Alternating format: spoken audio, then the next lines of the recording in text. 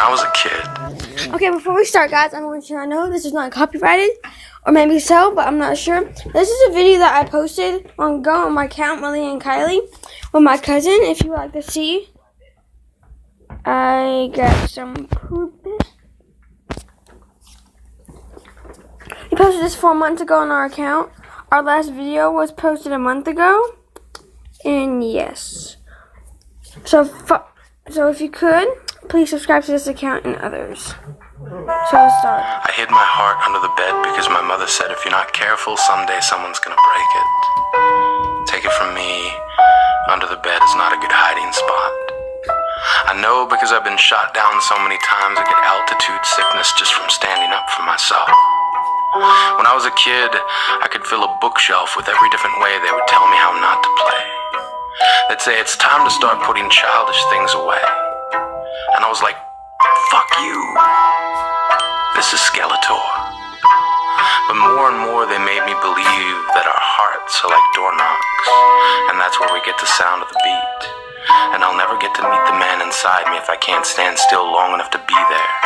I'll never make it anywhere if I keep running away. I'll never know myself if all I ever do is play Nicky Nicky Nine Doors to Ask, don't you want to be a man? And when I was a kid, I wanted to be a man. I wanted a registered retirement savings plan that would keep me in candy long enough to make old age sweet. I wanted 2 left feet so I could dance circles around important issues until way past my bedtime. I'm not saying I don't have opinions, just that others were less likely to argue if they were as tired as I was. Fatigue does to men what a goodnight kiss does to kids. It puts weights on our eyelids and returns us to a place where reason and imagination lace together shoes whose tongues stick out at stillness and beckon us to move forward.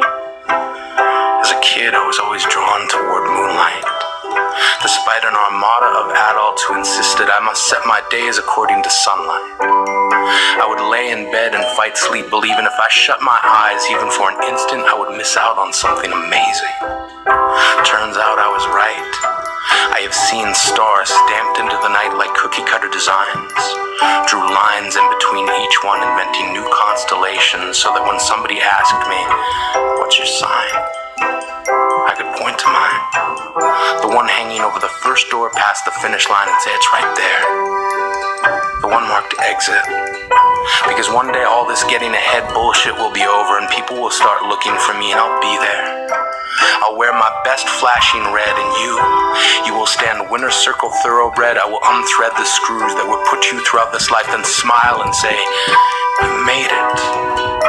When I was a kid, I traded in homework assignments for friendship. Then gave each friend a late slip for never showing up on time, and in most cases, not at all. I gave myself a hall pass to get through each broken promise. And I remember this plan, born out of frustration from a kid who kept calling me Yogi, then pointed to my tummy and said, too many picnic baskets. Turns out it's not that hard to trick someone. And one day before class, I said, yeah, you can copy my homework. And I gave him all the wrong answers that I'd written down the night before. He got his paper back expecting a near perfect score and couldn't believe it when he looked across the room at me and held up a 0. I know I didn't have to hold up my paper of 28 out of 30, but my satisfaction was complete when he looked at me puzzled and I thought to myself, smarter than the average bear, motherfucker.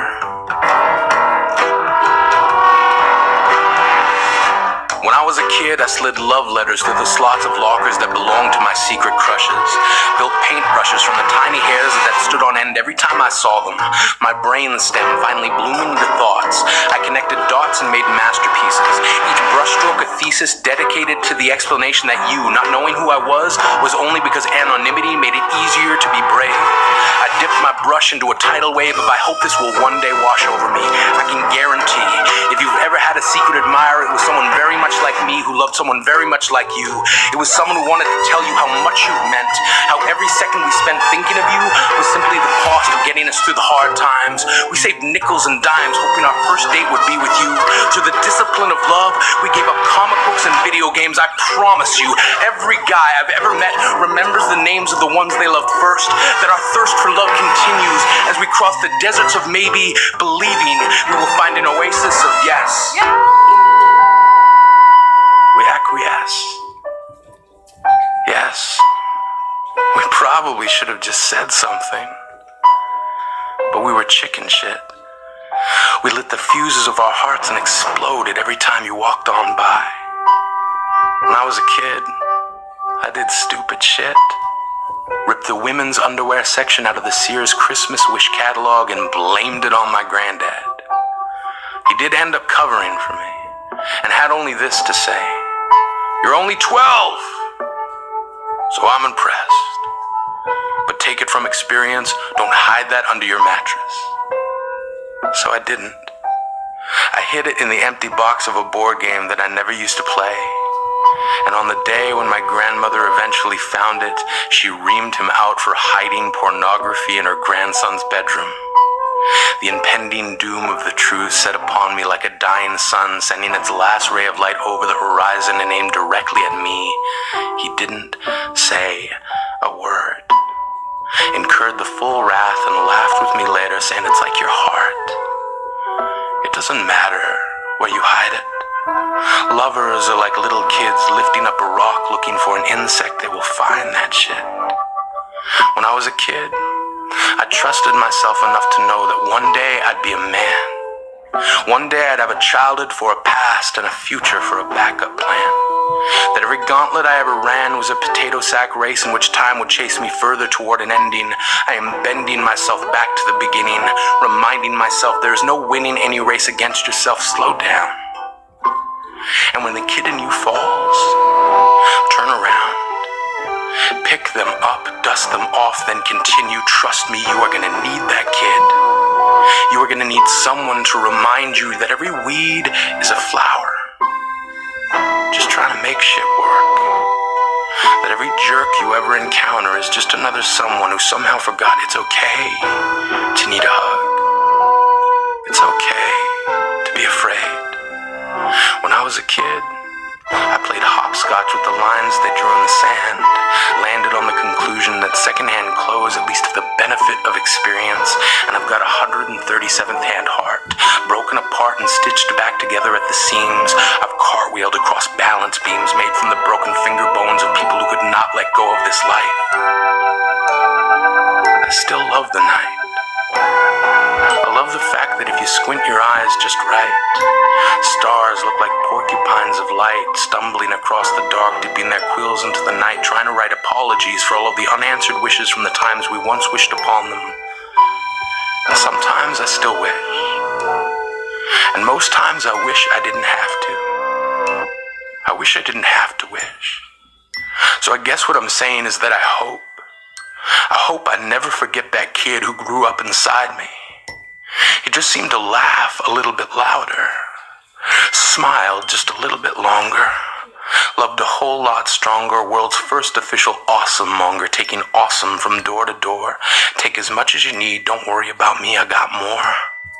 I got a candy store filled with whatever it's gonna take to make tomorrow sweet. I got 2 left feet and no bedtime. I'm still not brave enough to have an orgy, but I rock the slumber party, come nap with me. First one to fall asleep loses. First one to fall asleep wins.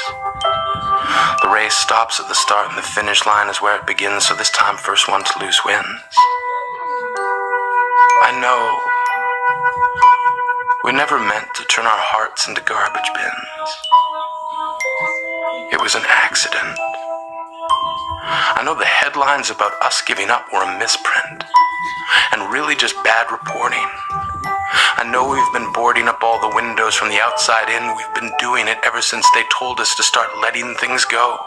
And I know we got into the habit of throwing everything away. But your heart is a door knock, and every time it beats, it's just that kid's way of asking, can you please come out and play?